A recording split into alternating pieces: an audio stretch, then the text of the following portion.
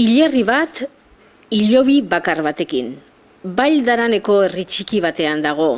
Bausen izena du herriak eta 50 biztanle ditu. 20. mendearen hasieran Teresa eta Sisku bizi ziren bertan.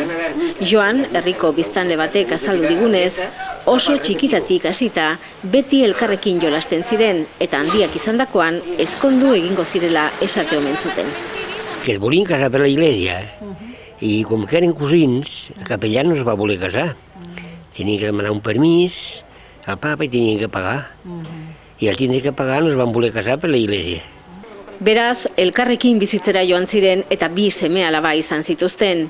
Zoritxarrez, Teresa oso gazte hiltzen. Herriko apaizak ordea ez zuen errukirik izan eta ez zion utzi Siskuri herriko hilerrian lurra ematen Teresai. Siskuk haserre bere maitearentzat hilerria egitea erabaki zuen orduan. Herriko jendearen laguntza izan zuen horretarako.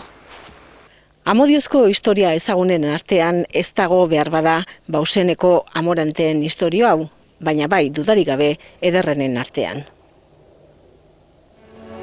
Teresa maiteari, 33 urte zituela hiltzen 1916ko maiatzaren 10ean.